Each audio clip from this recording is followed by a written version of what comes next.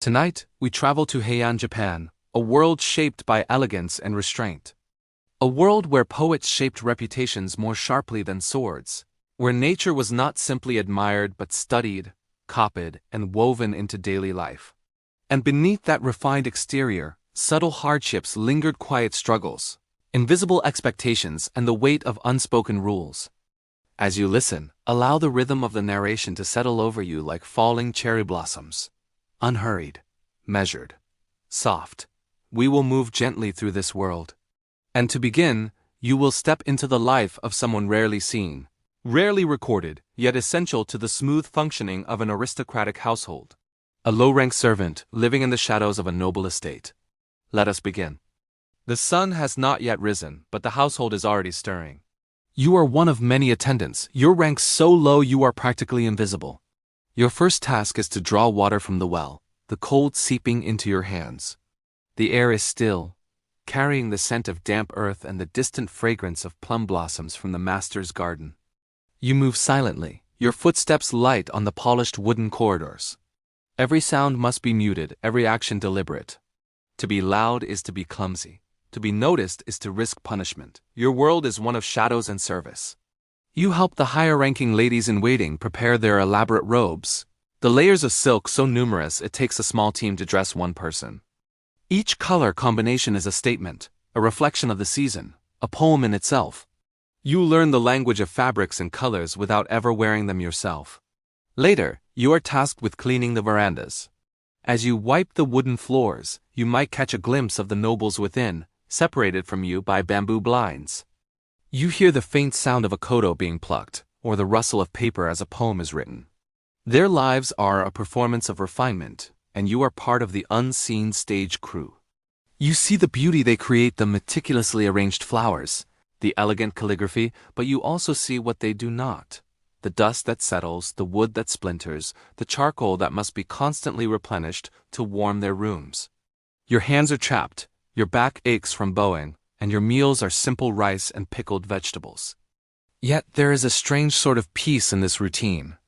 The world outside the estate walls is one of famine and conflict, but here there is order. There is a predictable rhythm to the days, governed by the rising and setting of the sun and the whims of your masters. As evening falls, you help light the oil lamps, their soft glow casting long shadows. The nobles might engage in poetry contests or play games of Go. You stand by ready to refill a cup of sake or fetch an inkstone, your presence acknowledged only when a need arises. You overhear their conversations, tales of court intrigue, critiques of a rival's poetic verse, worries about omens and spirits. Their concerns are so different from your own, which revolve around staying warm, avoiding illness, and not making a mistake that could cost you your position. You learn that in this world, a poorly chosen word can be more devastating than a sword blow. Restraint is not just a virtue. It is a survival mechanism, for them and for you. When your duties are finally done, you retreat to your small, shared quarters at the edge of the estate. The glamour of the main house feels a world away. Here, there are no silk screens or painted fans. There is only the rough straw mat on which you sleep. You lie down, the sounds of the night, the chirping of crickets, the distant call of an owl filling the silence. You think of the world you serve, a world of breathtaking beauty built on a foundation of unspoken labor and quiet endurance. You are a part of its machinery, a silent witness to its elegance and its fragility. And as you drift off to sleep, you know that tomorrow will be the same. The sun will rise, and you will once again become a shadow in the house of light. If you found yourself captivated by this glimpse into the past, please like this video and subscribe for more stories from history. Let's continue on this journey into the quiet corners of Heian, Japan. Imagine waking before the sun. The estate around you is still wrapped in darkness, broken only by the cool flicker of a dying lantern. The air is slightly chilly, carrying the faint scent of cedar wood from the beams above you. Your sleeping mat is thin. The woven fibers press gently against your skin as you push yourself upright. You move slowly at first, mostly because there is no need to hurry and partly because haste is not encouraged here. Every movement is expected to be quiet, controlled, almost invisible. You belong to one of the lower ranks of household servants, important enough to be constantly occupied, but not important enough to be missed if you remain silent. Your day begins long before the nobles stir, long before the more favored attendants begin their duties. The estate is your world, and its rhythm dictates your own. As you rise, you fold your bedding with practiced motions. The fabric is worn at the edges. Many others have used it before you. You slip into your simple robe course compared to the layered silks worn by the highborn, but sturdy enough for the work ahead. When you slide the wooden door open, the early morning air greets you, cool and slightly damp, carrying the scent of the garden beyond. Your first task is lighting the lanterns that line the outer walkway. You kneel one by one, lifting the small oil container, adding just enough to keep the flame alive through the next few hours. The faint crackle of the wick is comforting, soft, rhythmic, almost meditative. You move at this pace deliberately. That is how work is done in a noble household, not quickly, but correctly, quietly, almost ritualistically. Each flame you coax awake is a signal that the estate itself is beginning to breathe. As the lanterns glow to life, you begin sweeping the Ungawa, the narrow wooden veranda that stretches like a quiet spine around the home. The broom is thin, made of bound reeds. It makes a gentle whispering sound as you move it back and forth. Dust gathers in shallow lines. You guide it toward the garden where the morning breeze will carry it away. It is simple work, but not easy work. It requires patience, repetition, and a calm acceptance that it will all be done again tomorrow. By the time dawn creeps into the sky, the estate begins to stir. You hear soft footsteps from within higher-ranking servants beginning their day. Their robes rustle lightly, their speech kept low out of respect for both order and hierarchy. You do not speak unless spoken to. You offer a bow so subtle it is barely more than a dip of your head. Such gestures form the invisible architecture of the estate, precise, silent, and demanding. Next comes the preparation of the morning rooms. In the main hall, the shoji screens filter the growing light, softening it into a pale, diffuse glow. You slide them open carefully, mindful never to let the frame crack or the paper tear. Outside, the garden has begun to wake as well-dew resting on moss, a slow ripple moving across the pond as a carp rises toward the surface. These things are not yours to enjoy, but you notice them quietly. You cannot help it. Beauty is everywhere, even in places where hardship lives beside it. By mid-morning, you assist with arranging writing materials for your superiors. Inkstones must be filled, brushes must be trimmed, and thin sheets of paper prepared. Each item has a proper place, a correct orientation. The nobles write poetry, letters, and notes so frequently that the materials must always be ready, always pristine. You handle them with care, even though you will never write upon them yourself. You move on to small repairs, straightening a tatami mat edge, tightening the cord that holds a bamboo blind, smoothing wrinkles from a decorative cloth. These tasks may seem minor, but wrongness accumulates quickly in an estate built on appearances. A crooked mat might go unnoticed by a tired servant, but not by a bored noble lady who passes by later, seeking something to remark upon. Your life is a constant dance with such expectations. Around midday, the kitchens become warm with the scent of simmering rice and gently steaming vegetables. You assist with washing utensils, preparing trays, and ensuring everything is aligned with appropriate grace. Meals must be quiet. Nothing should clatter or break the serene atmosphere. Even hunger is not a pressing sensation here. The rhythm of the estate is soft but demanding, like a stream that never stops flowing, even if the surface appears still. In the afternoon, your duties shift outdoors. You sweep the garden paths, remove fallen leaves from the stepping stones, and adjust small lanterns that line the walkways. Sometimes you pause briefly, watching light ripple across the pond or listening to the wind move through bamboo. These moments are fleeting, but they relieve the monotony of labor.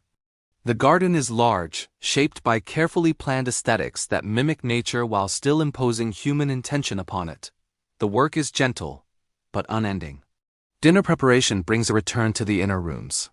When night arrives, the estate transforms again. Lanterns glow warmly, casting soft golden light across polished floors. Shadows stretch but never fully conceal. Instead, they create a quiet, contemplative atmosphere.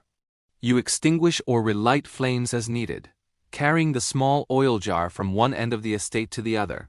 Your footsteps remain quiet. Your presence remains unobtrusive. Finally, long after most of the estate has fallen into stillness, you return to your sleeping area. The night air is cooler now. The garden outside has resumed its soft chorus of insects. You lie down on your mat, listening to the faint echoes of the day, the broom's soft sweep, the lantern's flicker, the hush of distant silk robes. This is the rhythm of your life, structured, restrained, and filled with tasks that repeat endlessly, forming a pattern as subtle and calm as the grain of the wooden floors beneath your hands. Let's step back in time, past the clash of swords and the roar of empires, into a world where power was whispered, not shouted. We're in Heian-era Japan, a place of stunning beauty and quiet restraint. The air is filled with the scent of incense, the rustle of silk, and the soft sounds of a distant flute. Our story begins not with a warrior or an emperor, but with a woman whose thoughts would travel farther than any army. A woman of privilege and isolation, whose quiet observations would change literature forever.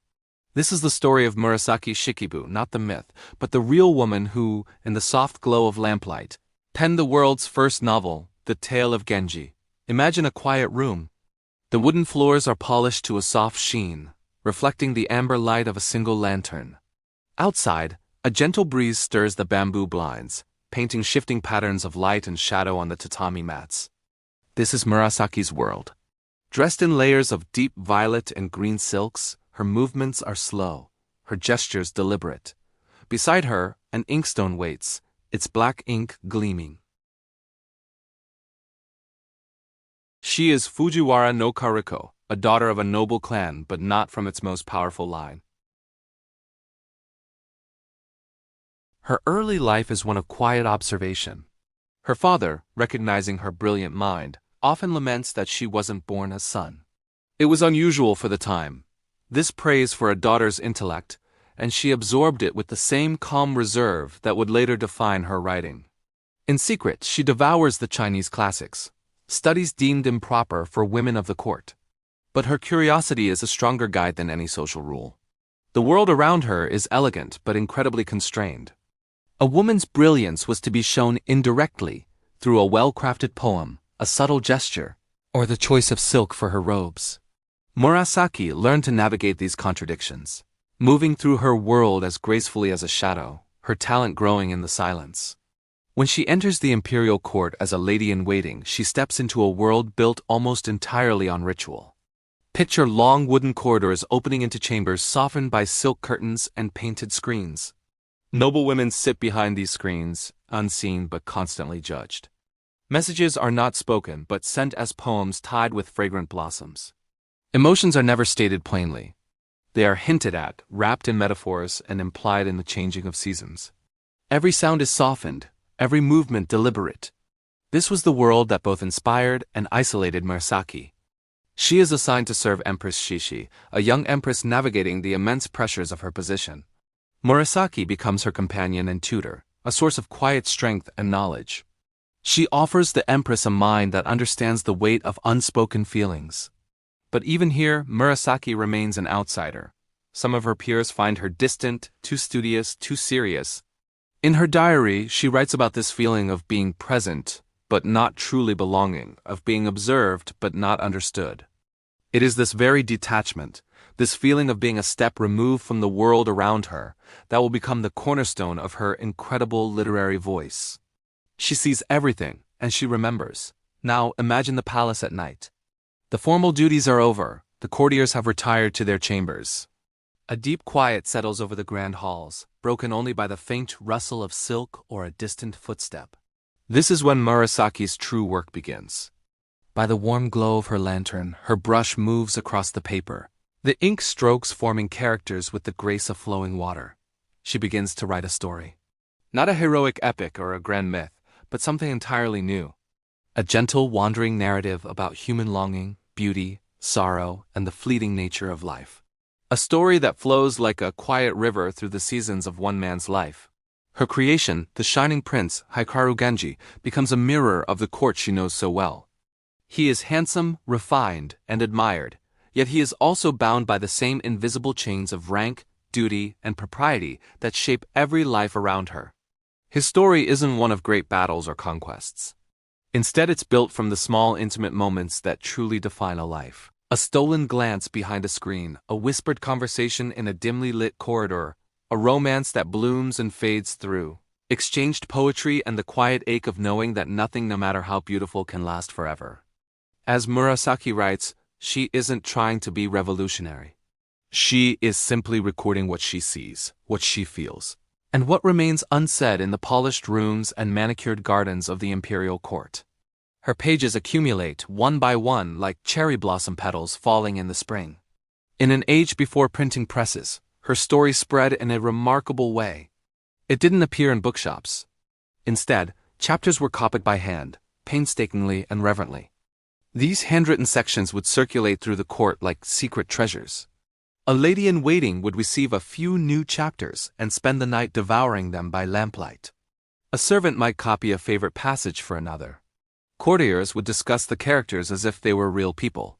Murasaki's words traveled further and with more impact than her footsteps ever could. In a world where women's voices were often confined to private diaries, her tale was a quiet revolution.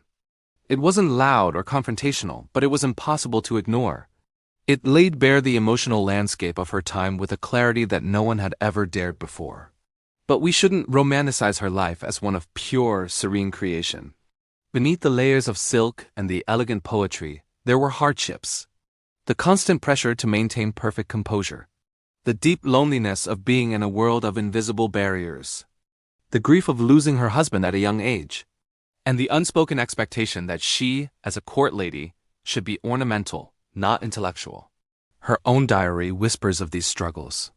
She notes the envy among the other ladies, the rigid hierarchies that governed every interaction, and the masks everyone wore to survive the court's quiet politics. Her writing reflects this dual reality, a surface of breathtaking beauty with an undercurrent of deep human longing.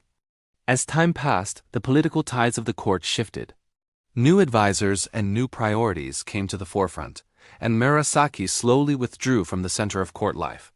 Her later years were quieter, spent in reflection and writing, always remaining a trusted friend to Empress Shushi. Her death isn't recorded with any great fanfare. It came gently, like the final page of a long story turning. But the world she so carefully captured lived on.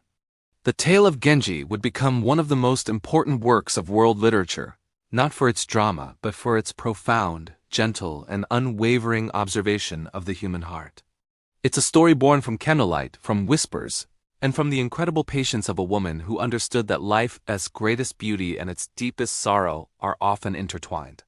And as we leave her world, we carry with us the echo of her voice, restrained, delicate, and deeply, profoundly human. If you enjoyed this journey into the world of Murasaki Shikibu, please consider liking this video and subscribing for more stories from history. Moving on.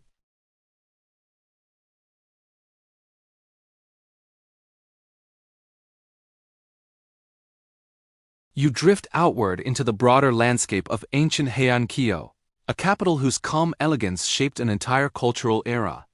Beyond its wooden corridors and refined interiors lay a different form of artistry, one rooted in patient craftsmanship and the subtle shaping of natural spaces. These were the gardens of Heian Kyo, tranquil retreats designed not to overwhelm the senses, but to soothe them.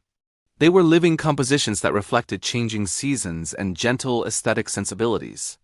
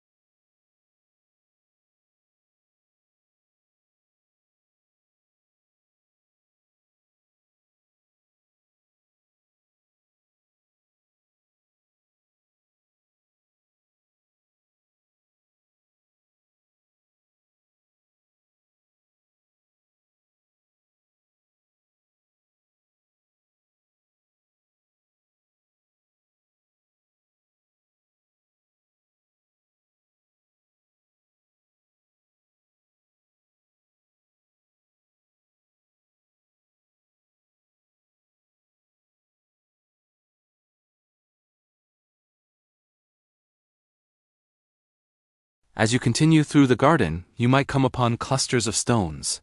These were arranged subtly, not as symbols of anything supernatural, but as visual anchors that guided the eye and gently shaped the landscape's flow. Some stones stood upright, others lay horizontally, each chosen for its texture and balance within the scene. The garden also made use of borrowed scenery, incorporating distant natural features or rooftops into its design. This technique, still used in Japanese garden design today, allowed the landscape to feel expansive and interconnected. Crossing a simple wooden bridge light, narrow, and shaped for one or two people, you would reach a small island in the pond.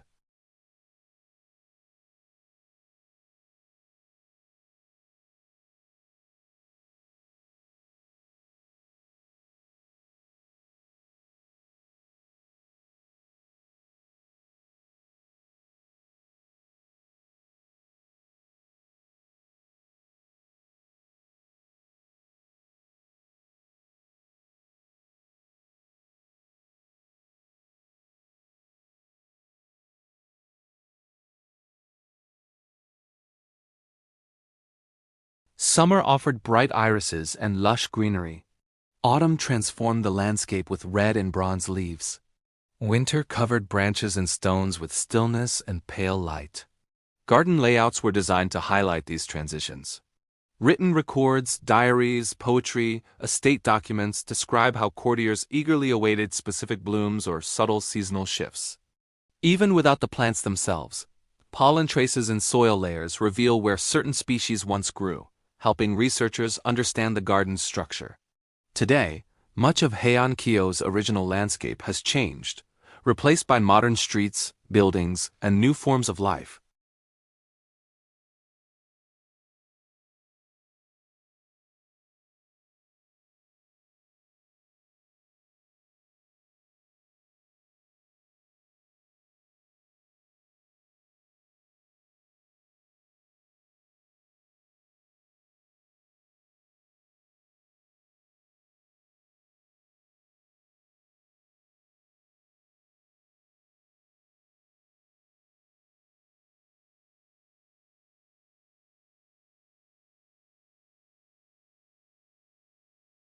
Walking through Kyoto today, you can still sense this Heian-era calm, soft, deliberate, and balanced.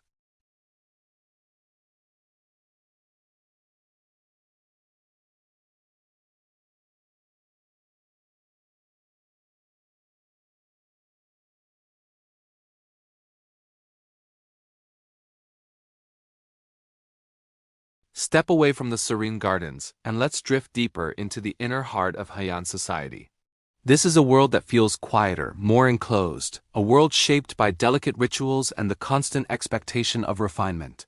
Here, surrounded by embroidered screens, layers of silk, and the subtle scent of incense, lives the Heian court lady. Her life is one defined by both exquisite beauty and immense restraint. Her day begins in a softly lit chamber. Morning light filters through woven blinds, settling gently on polished floors. Her robes, carefully prepared, fall in layered colors that reflect not only the season but her rank and personal taste.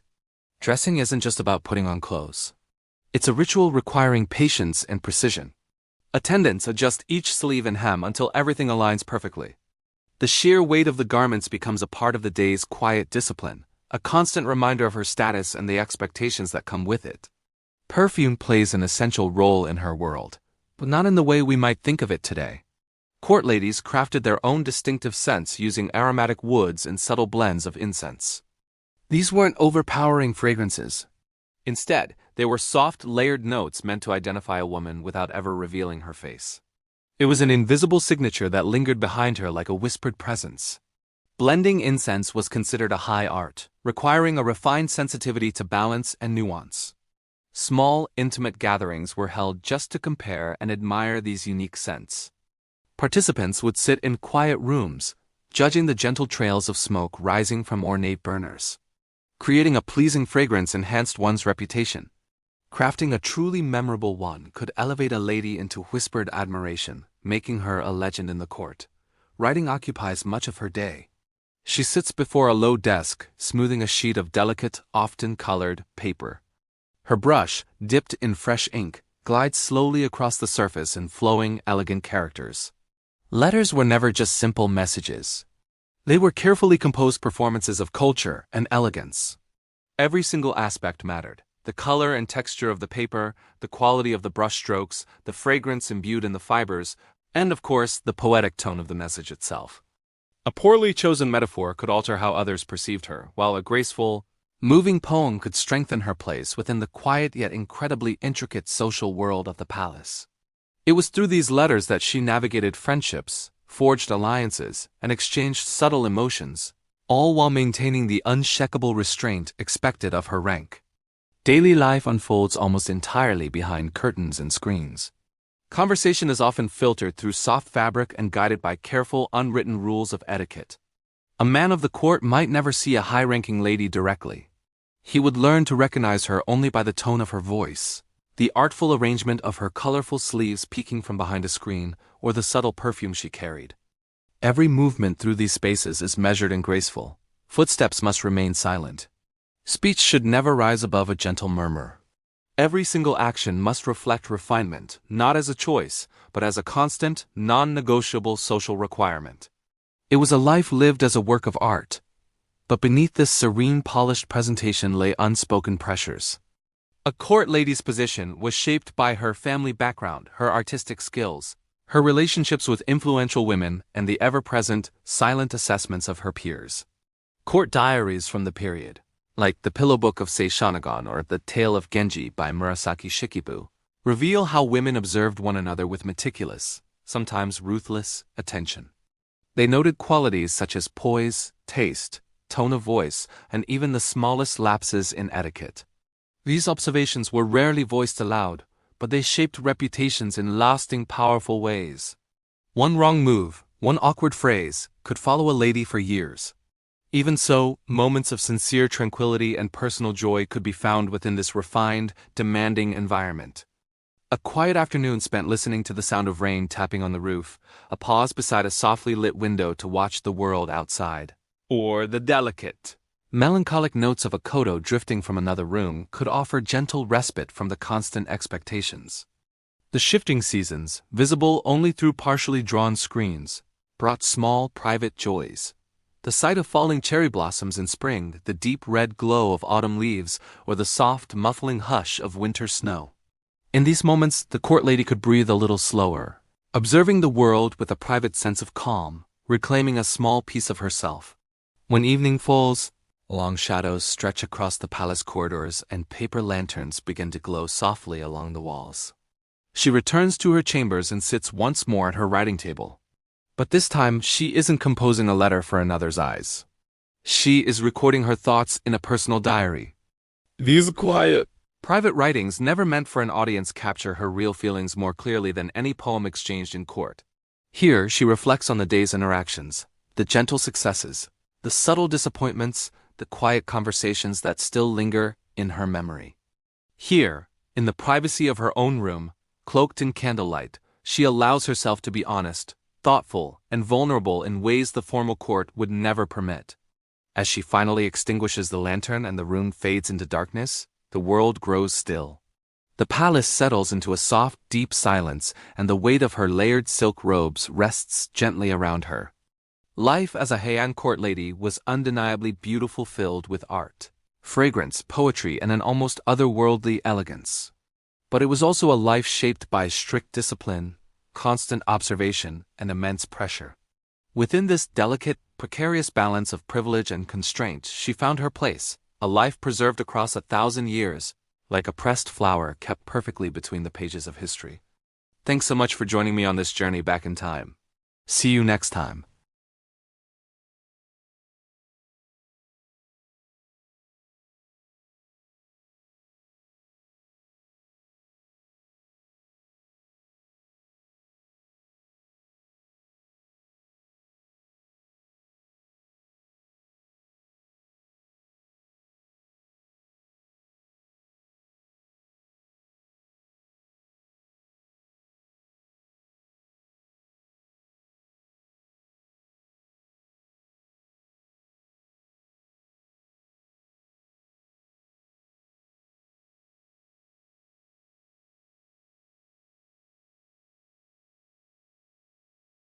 You have stepped into its gardens, each one shaped like a whispered poem, where every rock and stream was placed with deep intention.